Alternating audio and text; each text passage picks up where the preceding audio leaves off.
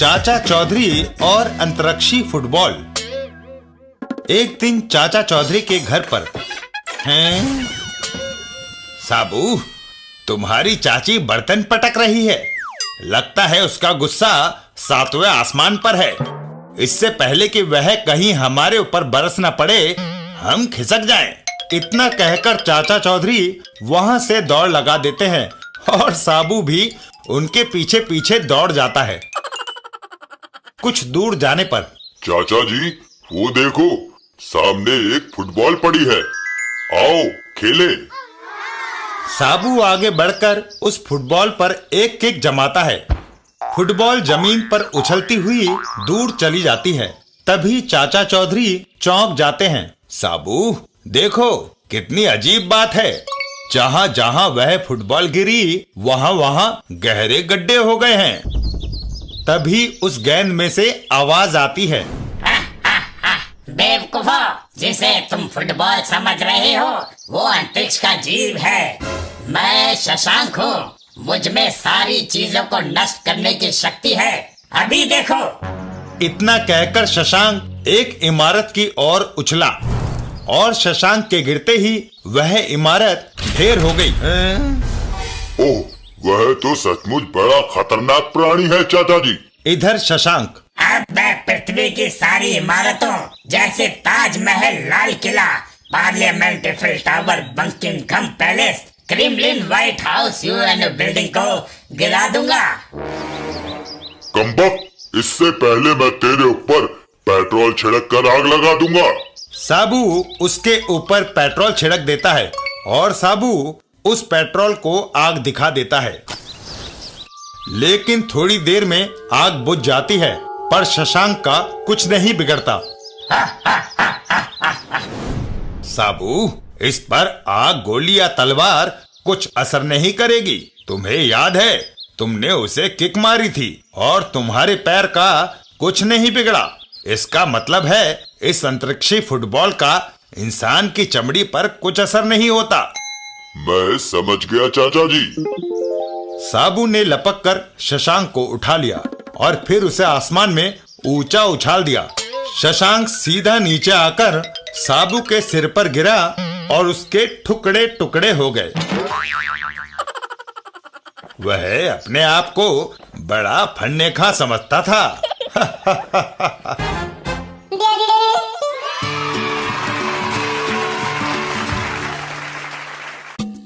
चाचा चौधरी और बंदरों का देश। एक दिन चाचा चौधरी और साबू, आधी रात हो गई है, मगर तुम अभी तक जाग रहे हो। चाचा जी, आज आसमान ज्यादा काला नजर आ रहा है। वह इसलिए क्योंकि चांद नहीं है। नहीं, जुपिटर ग्रह पर बसे मेरे परिवार के लोग मुझे बुला रहे हैं। ये तुमने कैसे जाना? आसमान पर सितारों को देखिए, उनमें मेरी शक्ल नजर आएगी। यह मेरे लिए संदेश है। मुझे अपने सगे संबंधियों से मिलने के लिए जाना होगा। साबू, लेकिन तुम जुपिटर तक यात्रा कैसे करोगे? अभी तुम सो जाओ, कल सवेरे यात्रा का इंतजाम करेंगे। अच्छा, शुभ रात्रि। दूसरे दिन, साबू, हमें प्रोफेसर जाक के पास चलना होगा। वह हमें अंतरिक्ष में कैसे भेजेगा? प्रोफेसर जाक एक अद्भुत बुद्धि वाला वैज्ञानिक है। उसके पास अंतरिक्षयान है। वह रही साइंसदा की लैबोरेटरी। वह शहर के शोरगुल से दूर खुले वातावरण में काम करता है। प्रोफेसर जाक, आओ चाचा चौधरी, कैसे आना हुआ? दोस्त, तुमसे एक काम आ पड़ा है। लो, पहले ये पियो। क्या मेहमानों को घुला हुआ रसायन पिलाओगे? इसमें गरम चाय है। सिर्फ वह कप प्लेट की जगह लेबोरेटरी की ट्यूब में है। साबू, तुम क्या लोगे? वह सिर्फ लस्सी पीता है। तुम्हारी लेबोरेटरी में वह नहीं है। अच्छा, अब बोलो, तुम्हारी समस्या क्या है? साबू को अपने परिवार वालों से मिले कई साल हो गए हैं। उसे जुपिटर ग्रह पर जाना है। मैंने एक ऐसा रॉकेट बनाया है जो ब्रह्मांड में किसी भी ग्रह तक जा सकता है। इस अंतरिक्ष यान पर सवार हो जाओ, मैं इसे फायर करूंगा। कुछ घंटों में आप दोनों जुपिटर पर होंगे। प्रोफेसर जाक, हम आपका एहसान कभी नहीं भूलेंगे। और रॉकेट उन दोनों के लिए उड़ जाता है। चाचा जी, हम जमीन से ऊपर उठ रहे हैं। टेक ऑफ 100% कामयाब रहा। साबू, हम पृथ्वी के वातावरण को पार करके अंतरिक्ष में जा रहे हैं। चाचा जी, अंतरिक्ष में वे बेशुमार वस्तुएं क्या है? वे उल्काएं हैं साबू, जो हमेशा घूमती रहती हैं। तभी ओह, एक उल्का बड़ी तेजी से हमारी तरफ आ रही है। अंतरिक्ष में टकराव, यान बुरी तरह हिल जाता है। ओह, सारा यान हिल गया।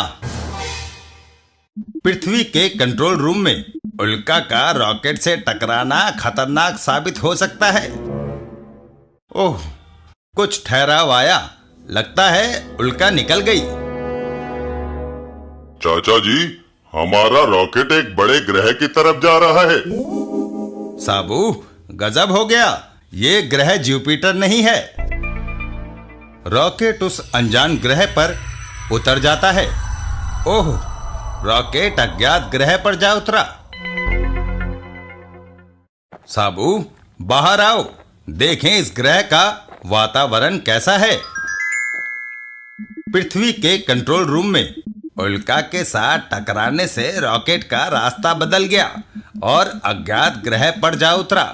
उन दोनों ने वहां कदम रखे हैं। चाचा जी, यहाँ चारों तरफ ज्वालामुखी फूट रहे हैं। उनमें इतनी गर्मी है साबू के पास जाने पर जलकर राख हो जाएंगे। तभी ओह, ये क्या? अजनबी, हमारे देश में घुस आने के इल्जाम में तुम्हें गिरफ्तार किया जाता है। हमारी पूंछें मजबूत हैं, बंधन से छूटने का कोई उपाय नहीं। तुम्हें राजा गगोल के सामने हाजिर होना होगा। वे तुम्हें सजा देंगे। देखो, हमारे जनरल बोजो ने 2 विदेशी जासूसों को पकड़ा। उन्हें मौत की सजा मिलेगी। बहन, कल सामूहिक नाच गाना होगा। क्यों? 2 अजनबियों को राजा सूली पर चढ़ाएगा। बाद में जश्न मनाया जाएगा। राजा गगोल, महाराज, ये 2 कैदी तोड़फोड़ करने की नियत से हमारे देश में घुसे हैं। ये गलत है। हमारा रॉकेट अंतरिक्ष में भटक गया और हमें जबरन यहाँ उतरना पड़ा। साबू, ये बंदरों का देश है। इनको दलील देना भैंस के आगे बीन बजाने के बराबर है। मैं इन दोनों को मौत की सजा देता हूँ।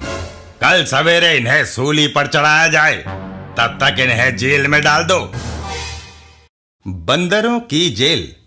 तुम्हारे वानर राजा ने हमें जेल में डालने का हुक्म दिया था, पर तुमने ऐसा नहीं किया। यही जेल है। कल तक हम तुमको पूंछ से बांध कर रखेंगे। तब तो हमारे साथ साथ तुम भी जेल भुगत रहे हो।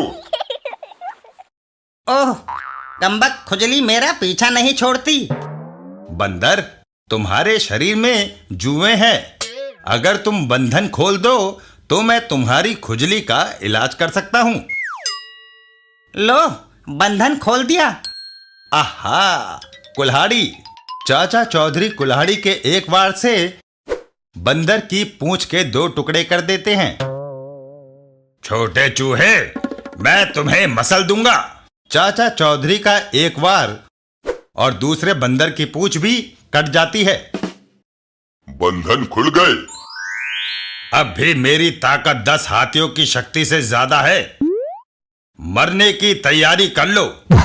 ओह, साबू वार से दूर जा गिरा। हो गया तुम्हें मेरी ताकत का अंदाजा? मैं गला घोट कर तुम्हें मार डालूंगा। उसकी कलाई मेरे हाथ में आ गई। साबू उसको उठा लेता है। साबू ने उसे उठा लिया। उसकी पकड़ रीछ की पकड़ से ज्यादा मजबूत है। साबू ने पूरी ताकत से उस बंदर को जमीन पर दे मारा।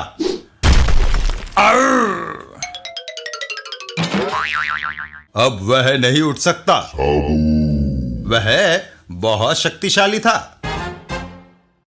घुसपैठियों को मारो, मारो! और सैनिक आ रहे हैं। चाचा चौधरी और साबू रॉकेट की ओर दौड़ लगाते हैं। अगर उन्होंने हमारे रॉकेट को नुकसान पहुंचाया तो हम कहीं जाने के काबिल नहीं रहेंगे। साबू, मारो, मारो, मारो, मारो! शुक्र है हम यहाँ तक पहुँच गए। रॉकेट उन दोनों को लेकर उड़ जाता है। अब वह ताकते रहेंगे। पृथ्वी पर रॉकेट चाचा चौधरी और साबू को लिए ठीक दिशा में जा रहा है। जुपिटर ग्रह अब थोड़ी दूर है। जुपिटर की जमीन पर हम उतर आए हैं। बहन साया, कैसी हो? भाई साबू, स्वागत है। बहन, माँ कहाँ है? चचा हारो, तुम चुप क्यों हो? माँ कहाँ है? तुम घर जाकर उसे खुद देख लेना। साबू का घर। माँ, मैं आ गया। वह बोल क्यों नहीं रही? साबू, तुम्हारी माँ सख्त बीमार है। उसके बचने की उम्मीद नहीं। इसी कारण हमने तुम्हें संदेश भेजा था कि तुम मरने वाले का आखिरी बार चेहरा देख लो। बैदबानी, माँ को बचाने का कोई उपाय तो होगा। मैं माँ के लिए कुछ भी कर सकता हूँ। सिर्फ एक उपाय है। दक्षिण की तरफ रानी शानी के बाग में एक झरना है। अगर कोई उसका पानी लाकर पिला दे तो मरीज बच सकता है। मगर रानी शानी बहुत जिद्दी महिला है। वह किसी को एक बूंद पानी भी नहीं लेने देती। साबू और चाचा चौधरी चल देते हैं। अलविदा साया, हम उस झरने का पानी लेकर जल्दी लौटेंगे। भाई, उस जालिम शानी से होशियार रहना। साबू, हमें चलते हुए 2 दिन हो गए हैं। आगे बर्फीले पहाड़ हैं। रास्ता दुर्गम होता जा रहा है। लंबा रास्ता कट गया। यहाँ का मौसम अच्छा है। यह रहा रानी शानी का महल। हमें दीवार फांद कर अंदर दाखिल होना होगा। दोनों महल की दीवार फांद लेते हैं। हम अंदर आ गए। अभी तक किसी ने हमें नहीं देखा। साबू झरने के पास जाता है। यह वही झरना है जिसका चमत्कारी जल मरीज को स्वास्थ्य देता है। तभी अचानक, ओह, ये क्या?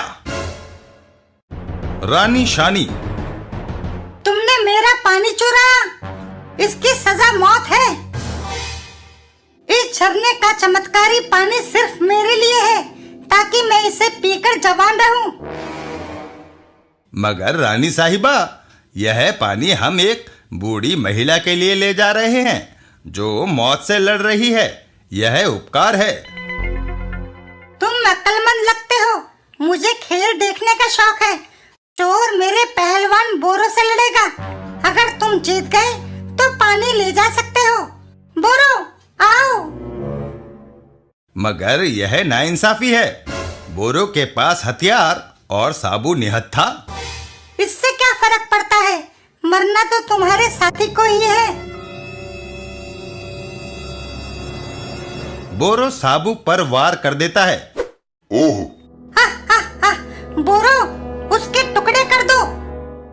बोरो का अगला वार। ये कैसी रही? उसमें सांप के जबान जैसी फुर्ती और तेजी है। साबू के पकड़ में विरोधी का बाजू आ गया है। अब वह अपना प्रिय दाव धोबी पलटा मारेगा। साबू का धोबी पलटा। बोरो जोर से जमीन से टकराता है और मर जाता है। रानी शानी, बोरो मर गया, हम पानी ले जा रहे हैं। तुम्हारी बहादुरी ने मेरा दिल मोह लिया है। क्यों ना तुम मेरे साथ शादी कर लो। मैं तुम्हें दुनिया के सारे सुख दूंगी। चाचा जी, बोरो को मैंने चित कर दिया, मगर इस औरत से जीतना मेरे बस का नहीं। साबू, ये काम मुझ पर छोड़ दो। महारानी, आदमी खूबसूरत औरत के जाल में जल्दी फंसता है, इसलिए साबू को शादी के लिए रजामंद करने के लिए आप श्रृंगार करें तो अच्छा रहेगा। ठीक है। चाचा चौधरी और साबू बाहर निकल जाते हैं। चाचा जी, आपने शानी को ऐसा क्यों कहा? क्योंकि औरतें मेकअप में बहुत टाइम लगाती हैं, तब तक हमें दूर निकल भागने का अवसर मिल जाएगा। चाचा चौधरी का दिमाग कंप्यूटर से भी तेज चलता है। चाचा चौधरी, वह चमत्कारी पानी बीमार के मुंह में डालता है। बेटा। माँ। साबू, तुम कहाँ चले गए थे? माँ, अब मैं तुम्हें छोड़कर कहीं नहीं जाऊंगा। चाचा चौधरी वापस यान की तरफ चल देते हैं। अच्छा साबू, मैं पृथ्वी को जाता हूँ। अलविदा चाचा जी। कई दिनों तक रॉकेट अंतरिक्ष में चलता रहा। तब आहा, चाचा चौधरी वापस आ गया। चाचा चौधरी का घर। अरे, तुम गए थे 2 मगर लौटा केवल 1। बिन्नी, साबू का घर जुपिटर है, वह अपने परिवार के पास रह गया। उस पेटू के बिना ये घर सूना लगेगा। मुझसे कौन कहेगा कि खाने को दो? तुम्हारे लिए खाना लगा दूं? भूख नहीं है। रॉकेट भी दूध नहीं पी रहा। तभी साबू को लाओ। ब्रिंग बैक साबू, साबू लाओ। हमें साबू चाहिए। मैं कार्टूनिस्ट प्राण से कहकर तुम्हारे लिए नया कैरेक्टर बनवा दूंगा। नहीं, हमें साबू चाहिए। रात होती है, दुनिया नींद की गोद में जाती है। मुझे बाहर रॉकेट के भौंकने की आवाज आ रही है। कुत्ते रात को अक्सर भौंकते हैं। आज वह कुछ ज्यादा ही भौंक रहा है। अच्छा बाबा, मैं जाकर देखता हूँ। चाचा चौधरी घर से बाहर की तरफ चल देते हैं। घर के बाहर साबू, तुम? चाचा जी, आपके बिना मेरा वहाँ दिल नहीं लगा, इसलिए मैं चला आया। चाची, भूख लगी है, कुछ खाने को है? मैंने तुम्हारे लिए 40 आलू के पराठे, 12 किलो हलवा, 5 किलो सलाद, 125 पापड़ और मटका लस्सी का रखा है।